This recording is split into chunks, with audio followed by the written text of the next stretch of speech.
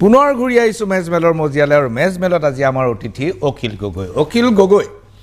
আপোনাৰ বিৰুদ্ধে গুৰুতৰ অভিযোগ। আপুনি এটা সমষ্টিৰ জনপ্ৰতিনিধি, আপুনি শিৱসাগৰ সমষ্টিক প্ৰতিনিধিত্ব কৰে। উজনি অসমৰ অতি সন্মানজনক সমষ্টি আৰু আটাইতকৈ গুৰুত্বপূৰ্ণ দিশটো হ'ল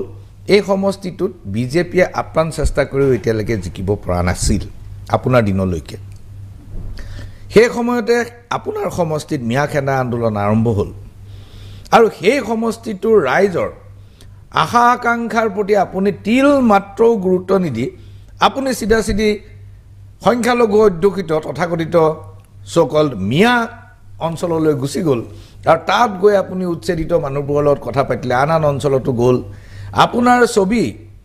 এতিয়া সামাজিক মাধ্যমত আৰু সংবাদ মাধ্যমত একেবাৰে সুলভ যে আপুনি মিয়া মহিলাক খুব সান্তনা দিছে, তেওঁলোকৰ লগত আপুনি হাত সাৱটি ধৰি কথা পাতিছে, এনেকুৱা ধৰণৰ ছবি সদায় সংবাদ মাধ্যমত আহি আছে। এই ঘটনাটোৰ দ্বাৰা আপুনি কি কৰিব খুজিছে? আপোনাৰ নিজৰ সমষ্টিটো এৰি আপোনাৰ উজনিৰ মানুহৰ বা অসমৰ মানুহৰ আকাংক্ষাক আপুনি সম্পূৰ্ণ নস্যাৎ কৰি আপুনি গৈ এটা অদ্ভুত ধৰণৰ অভাৱনীয় আৰু অভূতপূৰ্ব মিয়া প্ৰীতি কোট আনকোট প্ৰদৰ্শন কৰিছে অখিল গগৈ। আপুনি যিটো কথা কৈছে, মই আপোনাক এইটো কথাই ক'ব পাৰোঁ যে আমি উচ্ছেদটোক কেনেকৈ চাইছোঁ। গোটেই জীৱনটো মই মানুহৰ কাৰণে কাম কৰি আছোঁ। গোটেই জীৱনটো এতিয়াহে কেইদিনমানৰ আগত মই MLA। তাৰ আগত 1993 চনৰ পৰা মই মোটামুটি ঘৰৰ পৰা ওলাই গোটেই জীৱন মোটামুটি মানুহৰ কাৰণে কাম কৰিছোঁ। মোৰ কাৰণে মানুহ মানে মানুহ, তেওঁ হিন্দু নে মুছলমান, তেওঁ মিয়া নে আহোম, তেওঁ ব্ৰাহ্মণ নে কলিতা, সেইটো চোৱাটো মোৰ কাৰণে মই সেইটো ছেকেণ্ডেৰী বুলি ভাবোঁ। মই ছেকেণ্ড টাইমত চাওঁ। এতিয়া যেতিয়া দেখিছোঁ যে ধুবুৰীত বা আপোনাৰ গোৱালপাৰাত যেতিয়া মুছলমান মানুহবিলাকক তেওঁলোকৰ বাসস্থানৰ পৰা উচ্ছেদ কৰিছে আৰু যেতিয়া মই গৈ দেখিছোঁ যে বহুতৰ ম্যাদী পট্টা আছে, কাৰোবাৰ আপোনাৰ এলটমেণ্ট লেটাৰ আছে, তেওঁলোকক আজি 30-40 বছৰ আগতে এলটমেণ্ট দিছে, সেই মানুহবিলাককো উচ্ছেদ কৰিছে। তেতিয়া মই তাৰ বিৰোধিতা কৰিছোঁ আৰু মই জানো যে এই বিৰোধিতাৰ ফলটো অসমৰ সমাজ জীৱনত মোৰ কাৰণে এটা বিষ পানৰ নিচিনা এটা কাৰবাৰ। মোৰ পাৰ্টীয়েও কৈছে যে এইটোত সোমোৱা উচিত নহয়, মোৰ বন্ধু মহলেও কৈছে যে এইটোত সোমোৱা উচিত নহয়, মোৰ ঘৰৰ মানুহেও কৈছে যে এইবিলাকত কিয় সোমাইছা, চবেই কৈছে। কিন্তু তাৰ পাছতো যেতিয়া দেখিছোঁ যে এখন চৰকাৰে কোনো নীতি নিয়ম নোহোৱাকৈ মানুহক কেৱল ধৰ্মৰ ভিত্তিত আৰু কেৱল 2026 নিৰ্বাচনৰ কাৰণে এই আক্ৰমণবিলাক কৰিছে, তেতিয়াহ'লে মোৰ যদি ব্যক্তিগত স্বাৰ্থ লোকচান হয়, মোৰ সামাজিক জীৱনতো যদি ক্ষতি হয়, তথাপি মই তাৰ প্ৰতিবাদ কৰা উচিত। কিন্তু কিছুমান বেদখল দুটা বাক্য কৈ ল'লে ভাল হ'ব। মই আপোনাক সেইকাৰণে অলপ আগতেও প্ৰথম আৰম্ভণিটো সেইটোকে কৰিবলৈ খুজি আছিলোঁ, নোৱাৰিলোঁ। মই আপোনাক এটা কথা কৈ লওঁ যে আজি মই কিন্তু উৰিয়াম ঘাটলৈ যোৱা নাই। আপুনি নিশ্চয় দেখিছে। মই নিবিচাৰোঁ যে ধুবুৰীৰ মানুহ এজনে গৈ উৰিয়াম ঘাটত গৈ সংখ্যালঘু মানুহ এজনে উৰিয়াম ঘাটত মাতি লওক। মই সঁচাকৈ নিবিচাৰোঁ। এইটো মিছা কৈ লাভ নাই। মই ইমান বেছি প্ৰগ্ৰেছিভো নহয়, মই ইমান যে বেছি বামপন্থী বা ইমান বেছি মই ইমান মানৱীয়ও নহয় যে ধুবুৰীৰ পৰা সংখ্যালঘু মানুহ এজনে গৈ আমাৰ গোলাঘাট জিলাত মাতি লওক আৰু চৰকাৰী মাটি দখল কৰক, সেইটো মই নিবিচাৰোঁ। এইটো মই ক্লিয়াৰলি আপোনাক কৈ দিছোঁ। মই এইটোও নিবিচাৰোঁ যে আমাৰ শিৱসাগৰৰ কোনোবা চৰকাৰী ভূমিত মিয়া মানুহ বা বেংগলী মানুহ, যাক 1971 চনৰ আগত অহা নে পিছত অহা এইটোক লৈ মানুহৰ সন্দেহ সংশয় আছে, তেনেকুৱা মানুহে গৈ আমাৰ চৰকাৰী ভূমি দখল কৰক, সেইটো মই নিবিচাৰোঁ। আৰু মাটি কিনাটো মই পিছলৈ আহিছোঁ এটাকে, এই দুইটা মই নিবিচাৰোঁ। এইটোত মোৰ কোনো সন্দেহ নাই যে মই আমাৰ শিৱসাগৰত এখন চৰকাৰী মাটিত এখন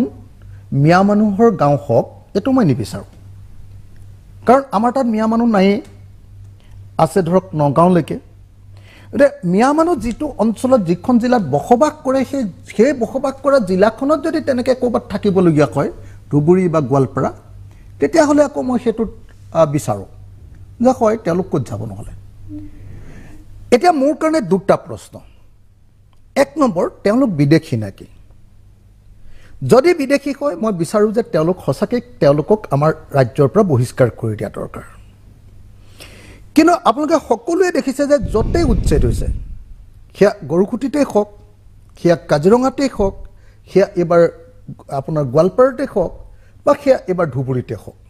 য'তে উচ্ছেদ হৈছে চৰকাৰে নথি পত্ৰ চাই দেখিছে যে এইবোৰ ভাৰতীয় মানুহ, এইবোৰ অসমৰ মানুহ, আৰু তেওঁলোকক লিগেলি তাৰ পৰা খেদিব পৰাৰ অৱস্থা নাই। কিন্তু যিহেতু মিয়া মানুহ, গতিকে তেওঁলোকক খেদি দিছে। কাৰণ মুছলমানৰ ওপৰত আক্ৰমণ কৰিলে হিন্দুৱে ভাল পাব আৰু ভোটটো বেছিকৈ পাব। নাই, এতিয়া আপোনাৰ মই বাক্যটো খালি শেষ কৰি লওঁ। সেইকাৰণে মই আপোনাক একদম ক্লিয়াৰলি কৈ দিছোঁ যে ধুবুৰী বা গোৱালপাৰাত মুছলমান মানুহৰ ঘৰ ভঙাটো, সেইটোক মই অপ'জ কৰোঁ। কিন্তু শিৱসাগৰত যদি কোনোবাই আহে চৰকাৰী ভূমি দখল কৰে, ধুবুৰীৰ পৰা লখিমপুৰৰ পৰা গোৱালপাৰাৰ পৰা আহি, তেতিয়াহ'লে তাক মই অপ'জ নকৰোঁ। বৰং সেই তালিকাখন যদি মোক দিয়ে, তেতিয়াহ'লে মই তেওঁলোকৰ লগত কথা পাতি আপোনালোকৰ প্লেচ অফ অৰিজিনলৈ যাওকগৈ বুলি মই তেওঁলোকক কনভিন্স কৰিম। প্লেচ অফ অৰিজিন, এইটো এটা খুব গুৰুত্বপূৰ্ণ প্ৰসংগলৈ আহিছে। আপোনাৰ যিখন বিদেশী নাগৰিক প্ৰসংগৰ কিতাপ, তাত মোৰ এটা নিবন্ধ আছে, আৰু আপুনি আপুনি মোক নিবন্ধ এটা কোট কৰিছে, উদ্ধৃতি দিছে। তাত মই প্লেচ অফ অৰিজিন কথাটো খুব গুৰুত্ব সহকাৰে আলোচনা কৰিছিলোঁ, আৰু আপুনি দিল্লীৰ ছেমিনাৰতো এই বিষয়ে আপুনি কৈছিলে। কথাটো হ'ল যে আপুনি একেবাৰে দুটা কেটেগৰী স্পেচিফিক কৰি পেলাইছে। এটা হ'ল যে যিসকল তেওঁলোকৰ নিজৰ প্লেচ অফ অৰিজিনত আছে, নিজৰ জেগাত আছে, তেওঁলোকক উচ্ছেদ কৰিব নালাগে বা তেওঁলোকক উচ্ছেদ কৰাটো সমীচীন নহয়। কিন্তু যদি তেওঁলোক গোৱালপাৰা ধুবুৰীৰ পৰা আহি তেওঁলোকে যদি ভাৰ্জিন এৰিয়া, সি উজনিয়ে হওক বা উত্তৰ অসমেই হওক, ভাৰ্জিন এৰিয়াত যদি সোমাইছে, এতিয়ালৈকে ইমিগ্ৰেণ্ট নথকা এৰিয়াত যদি সোমাইছে, তেতিয়াহ'লে তেওঁলোকক উচ্ছেদ কৰাত আপুনি বিৰোধিতা নকৰোঁ। সেইটোত নকৰোঁ মানে সেইটোত খালি এটা বস্তু মোৰ লগত যুক্ত হ'ব, সেইটোত মই ধৰ্ম নিৰপেক্ষ, মুছলমান হ'লেও নকৰোঁ, আৰু হিন্দু, বাংলাদেশী বা বেংগলী মানুহ হ'লেও কোনো মানুহকে আপুনি এইটো কৰিব মই নকৰোঁ। যে বেলেগ ঠাইৰ পৰা আহি আমাৰ শিৱসাগৰত, আমাৰ যোৰহাটত আহি কোনোবাই চৰকাৰী মাটি দখল কৰি তাত ঘৰ বনাওক, এইটো মই কেতিয়াও নিবিচাৰোঁ। কিন্তু তাৰ অৰ্থটো এইটো নহয় যে কোনোবা এজন মানুহে নগাঁৱৰ পৰা গৈ শিৱসাগৰত এটা ভাড়াঘৰ ল'ব নোৱাৰিব, এইটো আকৌ মই নাভাবোঁ। মানে মই ভাবোঁ যে আপোনালোকে সকলোৱে জানে যে ভাৰতৰ সংবিধান অনুসৰি আৰু প্ৰত্যেকজন মানুহে প্ৰত্যেকটো ঠাইলৈ ভাৰতলৈ যাব পাৰে। আজি আমাৰ অসমৰ পৰা গৈ লাখ লাখ ল'ৰা বেংগলোৰত তেনেকৈ ভাড়া লৈ আছে, কেৰেলাত ভাড়া লৈ আছে, কেৰেলাৰ মুছলমান এলেকাত ভাড়া লৈ আছে লাখ লাখ মানুহ, মহাৰাষ্ট্ৰত লৈ আছে, চেন্নাইত লৈ আছে। মইতো নিজে যেতিয়া অঞ্চলবিলাকলৈ গৈছোঁ, বেংগলোৰৰ বহুত মুছলমান এলেকাত আমাৰ মানুহবিলাক বসবাস কৰি আছে। এতিয়া এনেকুৱা হ'ব নোৱাৰে যে এজন মানুহে গৈ অসমৰ এটা অঞ্চলৰ পৰা আন এটা অঞ্চলত গৈ কাম কৰিব নোৱাৰিব। এতিয়াতো আপোনাৰ নিশ্চয় আপোনালোকে দেখিছে যে ক'ৰবাত যদি বিল্ডিঙৰ কাম কৰিবলৈ গৈছে তাতো মাৰপিট হৈছে, কোনোবাই যদি খেতিৰ কাম কৰিবলৈ গৈছে তাতো মাৰপিট হৈছে। এইটো মই ভাবোঁ যে উগ্ৰ জাতীয়তাবাদ, এইটো আচল জাতীয়তাবাদ নহয়, এইটো সংকীৰ্ণ, উগ্ৰ আৰু সাম্প্ৰদায়িক, আৰু মই ভাবোঁ যে এইটো হিংসাত্মক জাতীয়তাবাদ। অখিল গগৈ, মুখ্যমন্ত্ৰী ডাঙৰীয়াই সময়ে সময়ে বহুত কথা কৈ আহিছে। আনকি তেখেতে এইটোও কৈছে যে যদি ক'ৰবাত মিয়া উচ্ছেদৰ আন্দোলন হৈছে, মিয়া খেদা আন্দোলন হৈছে, সেইটোতোত মোৰ পৃষ্ঠপোষকতা থাকিবই লাগিব। এই কথাটো তেখেতে মুকলিভাৱে কৈছে, মোৰ পৃষ্ঠপোষকতাতে হৈছে। মই মানি লৈছোঁ, আপুনিও সেই কথাটো কৈছে যে এইটো চৰকাৰৰ পৃষ্ঠপোষকতাতেই হৈছে। এতিয়া কথাটো হ'ল, মুখ্যমন্ত্ৰী ডাঙৰীয়াই শেহতীয়াকৈ সক্ৰিয়ভাৱে এই কথাটো বিবেচনা কৰিছে যে সংখ্যালঘু অধ্যুষিত অঞ্চলত অসংখ্যালঘুক, তেওঁলোক খিলঞ্জীয়া হয়নে নহয় সেইটো ডাঙৰ কথা নহয়, অসংখ্যালঘুক কিন্তু বন্দুকৰ লাইচেঞ্চ দিয়া হ'ব, অস্ত্ৰৰ অনুজ্ঞাপত্ৰ দিয়া হ'ব। কালি মুখ্যমন্ত্ৰী ডাঙৰীয়াই কৈছে যে অস্ত্ৰ লাগিবই, অস্ত্ৰ নালাগিব কিয়, হাতত অস্ত্ৰ নলগাকৈ আপুনি মানকাছাৰলৈ কেনেকৈ যাব, এনেকুৱা এটা তেখেতে মন্তব্য কৰিছে। এই ঘটনাটো আপুনি কি ধৰণে পৰ্যবেক্ষণ কৰে? মই এই কথাটো কোৱা নাই যে যিসকল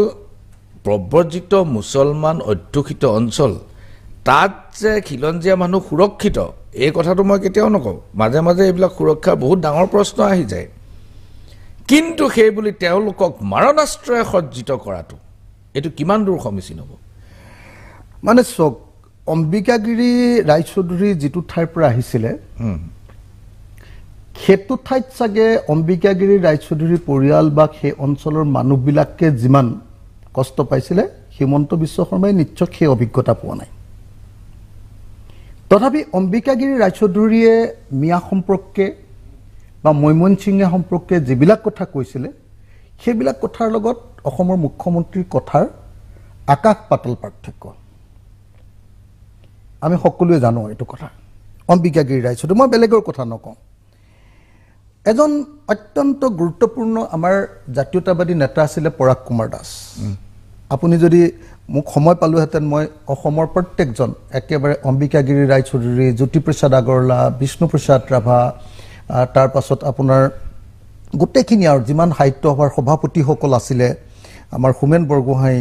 তাৰ পাছত একেবাৰে পৰাগ দাসলৈকে এই মানুহবিলাকৰ দৃষ্টিভংগীবিলাক যদি চায় তেতিয়াহ'লে দেখিবলৈ পাব যে মুখ্যমন্ত্ৰীয়ে আজি যি কথা কৈ আছে অসমৰ সকলো জনা শুনা মানুহ প্ৰত্যেকজন মানুহে তেওঁৰ চিন্তা চেতনাৰ বিৰুদ্ধে কথা কৈ আছে প্ৰত্যেকটো কথাতে তেওঁ চিন্তা চেতনাৰ বিৰুদ্ধে কথা কৈ আছে মোক এটা কথা প্ৰশান্ত দাক কওকচোন যে মইতো আপুনি জানে যে ধুবুৰী সাতচিঙিমাৰী এইবিলাক অঞ্চললৈ অনবৰতে গৈ থাকোঁ মই যিকোনো মিটিঙলৈ যাওঁ পদযাত্ৰা কৰিছোঁ তাৰ প্ৰতিখন গাঁৱত খোজ কাঢ়ি ৰাতি 2টা 2:30 বজাতো মাদ্ৰাছা বা মছজিদত বহু দিনৰ আগতে এইটো 12 চনতে মই খোজ কাঢ়ি গৈ 12টা 1টা 2টা 2:30 বজাত ভাষণ দিওঁ তাত এনেকুৱা যিবিলাক মানুহক অঞ্চলত কয় যে বাংলাদেশী আছে এইবিলাক অঞ্চললৈ গ'লে কাৰো নিৰাপত্তা নাই এনেকৈ কয় যিবিলাক অঞ্চল মই সেইবিলাকলৈ যাওঁ মই দেখিছোঁ পৰাগ দাসেও সেইবিলাক অঞ্চললৈ গৈছিলে এতিয়া মোক কওকচোন যে দক্ষিণ শালমৰাত যদি 5 ঘৰ খিলঞ্জীয়া মানুহ আছে সেই 5 ঘৰ খিলঞ্জীয়া মানুহৰ হাতত বন্দুক দিলে সঁচাকৈ 1 লাখ মানুহৰ সন্মুখৰ পৰা তেওঁলোক বাচিব পাৰিবনে এইটো প্ৰেক্টিকেল নেকি আপুনি নিজে কওক মই দেখিছিলোঁ যে আপোনাৰ একেবাৰে হাতচিঙিমাৰীৰ কেইবাখনো বিদ্যালয়ত বহুত আমাৰ টেট শিক্ষয়িত্ৰী আছে বহুত টেট শিক্ষয়িত্ৰী আছে মই পাওঁ মই গ'লে তেওঁলোক আহি যায় অসমীয়া মানুহ হিচাপে তেওঁলোক আহি যায় আহি গ'লে তেওঁলোকক মই বাৰম্বাৰ সোধোঁ যে অসুবিধাবিলাক কি মই এক্সট্ৰাকৈ মাতি নিওঁ তেওঁলোকৰ লগত মই কেতিয়াবা গাড়ীত বহুৱাই লওঁ কেতিয়াবা থকা ঠাইলৈ মাতি নিওঁ তেওঁলোকক বহুৱাই লৈ মই সোধোঁ যে আপোনালোকৰ অসুবিধাবিলাক কি তেওঁলোকৰ ক্ষেত্ৰত কিন্তু মই দেখিছোঁ যে আজি শিৱসাগৰত থকা ভাড়াঘৰত থকা মানুহজনক যেনেকৈ আক্ৰমণ কৰিছে মুছলমান মানুহে সেই মানুহজনক কিন্তু তেনেকৈ আক্ৰমণ কৰাৰ নজিৰ ক'তো মই দেখা নাই সেইটো আজি আক্ৰমণ নকৰে কাৰণ মূল খুঁটিৰ লগত সংঘাতত তেওঁলোক লিপ্ত হৈ পৰিব পাৰে বা মূল খুঁটিৰ এটা ডাঙৰ ৰিয়েকশ্যন আহি যাব পাৰে কিন্তু সৰু সৰু গাঁওবিলাকত মাটিবোৰ যেনেকৈ দখল কৰিছে আমি যিবোৰ ৰিপৰ্ট পাওঁ সেই ৰিপৰ্ট মতে কিন্তু ওচৰৰ মানে সেই সম্পৰ্কে মোৰ একদম স্পেচিফিক চিন্তা কথা মই হেৰিয়াত লিখিছোঁ বিদেশী সমস্যা আৰু জাতীয় আন্দোলনৰ পথত মই আপোনালোকক এটা কথা ক'ব খোজোঁ যে আজি অসমৰ এই মুছলমান মানুহবিলাক এঠাইৰ পৰা আন ঠাইলৈ যোৱাৰ এটা প্ৰধান কাৰণ হ'ল আপোনাৰ মাইগ্ৰেশ্যনৰ প্ৰধান কাৰণ হ'ল নদী ভঙনীয়া একাংশ ডাঙৰ এটা অংশ দ্বিতীয় আপুনি দেখিব যে আপোনাৰ নদী ভঙনীয়াৰ কাৰণে ইমান বেছি মাটিৰ মানে বেছিভাগ আপুনি যদি ইছলাম ধৰ্মী মানুহৰ ওচৰলৈ যায় নদীৰ কাষত থাকে তেওঁলোক হয় লেণ্ডলেছ নহ'লে তেওঁলোক মাৰ্জিনেল ফাৰ্মাৰ মেক্সিমামে মাৰ্জিনেল ফাৰ্মাৰ মাটি খুব কম আছে যাৰ আছিলে ভাগি গ'ল তাৰ ভিতৰতে আকৌ চৰ অঞ্চলত গৈ কোনোবা এটা মাতব্বৰে হয়তো বহুত ৰাখিছে সেইটো বেলেগ সেইটো এক্সেপশ্যন বাহিৰত আমি যদিও কৈ থাকোঁ সেইটো এক্সেপশ্যন ইমান ঢেৰ মাটি থকা মানুহ এনেকুৱা খুব কম আছে এতিয়া দাদা মই আপোনাক এইটো কথা ক'ব খোজোঁ যে এই যে আপোনাৰ কি কয় আপোনাৰ এই যে আপুনি যিটো কথা ক'লে এই গাঁওবিলাকত যিটো অত্যাচাৰ হয় গাঁওবিলাকত ওচৰৰ নন মুছলিম গাঁৱত কিন্তু অত্যাচাৰ হয় বহুত ৰিপৰ্ট আহে অকল অত্যাচাৰেই নহয় আমি দেখিছোঁ যে বহুত নন মুছলিম গাঁও মুছলিম এলেকাৰ পৰা উঠি আহিছে থাকিব নোৱাৰে সেই উঠি অহাৰ কাৰণ এটা হয়তো অত্যাচাৰ হয়তো নহয় অত্যাচাৰ বুলি আপুনি যেহেতু কৈছে বা কোনোবাই কৈছে মই ইমান ভালকে নাজানো মোৰ দুজন এজন মানুহে মোৰ বন্ধুৱে কৈছে যে হয় আমি এনেকুৱা প্ৰব্লেম পাইছিলো কিন্তু তাৰ এটা প্ৰধান বস্তু কিন্তু এটা ডাঙৰ বস্তু এটা ডাঙৰ এটা এলিমেন্ট হ'ল আমাৰ খেতি কৰাৰ পদ্ধতি মিয়া মানুহবিলাকে মানে যেটো খেতি কৰে হেতু মোটামুটি ক্যাপিটালিস্ট মোড অফ প্ৰডাকশনত খেতি কৰে না তেওঁলোকে ক্যাশ ক্ৰপ তেওঁলোকে বিক্ৰী কৰিবৰ কাৰণে মানে হেতুটো মানে ক্যাপিটালিস্ট মোড অফ প্ৰডাকশনত তেওঁলোকে খেতি কৰে আমাৰ মানুহবিলাকৰ যেটো খেতি হেতু একদম ফিউডাল প্ৰডাকশন কেৱল নিজে খাই থাকিবৰ কাৰণে পুৰণি হাতিয়াৰ পুৰণি উৎপাদন নিজৰ ঘৰৰ কাৰণে কনজাম্পচনৰ কাৰণে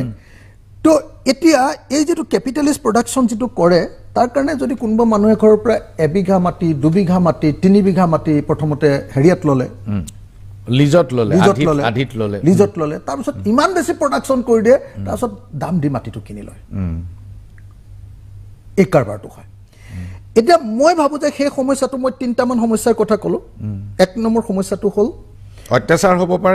হ'ব পাৰে সেই সমস্যাটো সেই অত্যাচাৰ হোৱাৰ সমস্যাটোৰ সমাধানটো কিন্তু বন্দুক নহয়